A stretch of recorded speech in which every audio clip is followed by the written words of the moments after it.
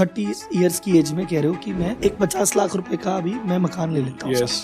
तो तुम 50 लाख रुपए का फ्लैट अभी मत लो साहब, तुम तो 50 लाख को इन्वेस्ट करने की जगह रेंट पे रह लो। उस पैसे को अगर तुम स्टॉक मार्केट में इन्वेस्ट करते हो तो तुम 40 की उम्र में ले लेना, 10 साल डिले हुआ, लेकिन जहां तुम 30 साल की उम्र में ले रहे थे 2 BHK 3 BHK, अब तुम 10 साल बाद शायद कोठी ले पाओ, शायद इंडिपेंडेंट बंगलो ले पाओ और वेल्थ भी तुम्हारी अच्छी क्रिएट होती है। ये जो एक नैरेटिव है, ये कितना सही और कितना न्यूएंस क्या है इसमें? मेरे पर्सनल एक्सपीरियंस में एरिथमेटिकली एस्ट्यूट है, एरिथमेटिकली बढ़िया है, लेकिन इमोशनली और लॉजिकल और इमोशनली और डिसिप्लिन के नज़रिए से देखें तो मेरे को नहीं लगता है कर पाते हैं लोग, right? But anyway I will tell you something, 2-3 things are there. पहली चीज़ जो आपने बोला रियल एस्टेट फंडामेंटली, तो ये यंग एज में लेना चाहिए, लीवरेज करना नहीं चाहिए, इसको साइड पे रखते हैं, रियल एस्टेट के फंडामेंटल्स पे आते हैं। काफ़ी लोगों का पर्सपेक्टिव है ना 2010 से 2020 में रियल एस्टेट में कुछ नहीं हुआ, इसको लेकर के कलर्ड है, वो गलत है। क्योंकि तभी क्या है कि बैंकों के NPA हो गए, रियल एस्टेट रेगुलेटरी अथॉरिटी आ गया, डिमोनेटाइजेशन हो गया, GST आ गया, फिर कोविड में पूरा कांड हो गया। तो रियल एस्टेट में 10-15 साल खराब गए उसके तो बहुत रीज़न है। बट फंडामेंटली अगर आप इंडिया के आर्थिक व्यवस्था पे बुलिश हैं, फंडामेंटली अगर आप इंडिया के बिजनेस और इक्विटी मार्केट पे बुलिश हैं, तो आप रियल एस्टेट पे बेरिश नहीं हो सकते। क्योंकि रियल एस्टेट क्या है? फैक्टर ऑफ प्रोडक्शन है, one of the biggest factor of production है। अब बिजनेस बढ़ेंगे तो ऑफिस भी लेंगे, रियल एस्टेट भी लेंगे, लोगों के जेब में पैसा आएगा तो घर भी खरीदेंगे। और मैं इक्विटीज इन माई ब्लड, लेकिन इक्विटी भी आर्थिक व्यवस्था पे चलता है ना। मैं तो 1999 से स्टॉक मार्केट से जुड़ा हुआ हूँ, पहले दिन से इक्विटी म्यूचुअल फंड में इन्वेस्ट कर रहा हूँ, राइट? और अभी भी 50-50 है। लेकिन मेरे लिए रियल एस्टेट कोई डिफेंसिव इन्वेस्टमेंट नहीं है, मेरे लिए real estate is also a factor of production and A bet on economy.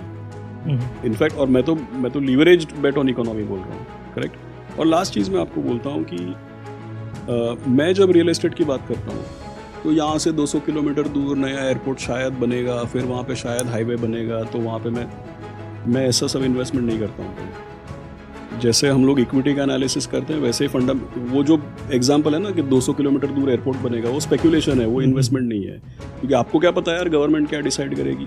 सही बात, राइट? वो स्पेकुलेशन है। और गवर्नमेंट ने डिसाइड कर भी लिया, वो एग्जीक्यूशन में जाने गवर्नमेंट ने आज अप्रूव किया यहाँ एयरपोर्ट बनाएंगे। अब वो गवर्नमेंट जो कह के गई थी वो गवर्नमेंट ही गई। अब नई गवर्नमेंट ने काम तो नहीं बनाएंगे, या गवर्नमेंट है लेकिन गवर्नमेंट कह रही है बाद में बनाएंगे, अभी प्रायोरिटी नहीं है। तो हम तो जब बोलते हैं कि रियल एस्टेट में इन्वेस्टमेंट करना चाहिए तो वो इकोनॉमी पे बेट होना चाहिए, उसमें प्रॉपर साइंटिफिक उसका कैलकुलेशन और एरिथमेटिक के साथ और फंडामेंटल एनालिसिस जैसे शेयर बाजार काम करता है वैसे करना चाहिए। जैसे वाइट ऑक कैपिटल में आप वर्किंग कर रहे हैं, और एक जैसे अपन ने शुरुआत में बात की थी कि मैं एक आम आदमी हूँ, मेरे को इन्वेस्ट करना है 10,000, 20,000, लाख, 2 लाख, तो मैं मेरे लेवल पे रिसर्च करता हूँ। एक आम आदमी जो रिसर्च करता है, आपने बता भी दिया कि अपनी इंडस्ट्री को देखो, वेंडर देखो, कस्टमर देखो, कंपटीशन देखो, 2 किताब पढ़ लो, कर लेते हैं। अब वाइट ऑक तो मुझे लगाने लाख, 2 लाख, वाइट ऑक को लगाने हैं 10-20 हज़ार करोड़, मतलब टोटल पोर्टफोलियो शायद अभी मेरा जो आपकी वेबसाइट पे है शायद 68,000 करोड़ के आसपास का है। $8 बिलियन, 68,000 करोड़ का पोर्टफोलियो है।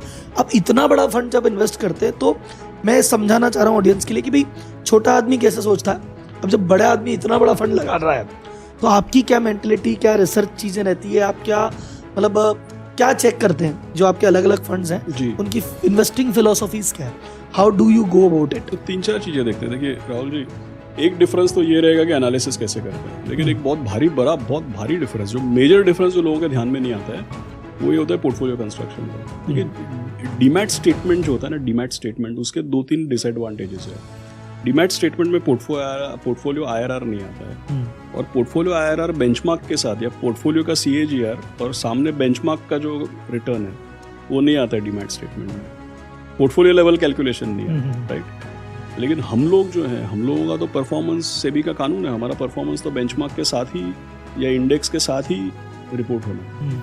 तो क्या है कि जब लोग आपस में बात करते हैं, जब रिटेल इन्वेस्टर्स, इंडिविजुअल्स आपस में बात करते हैं तो कहानियों के तौर पे बात करते हैं।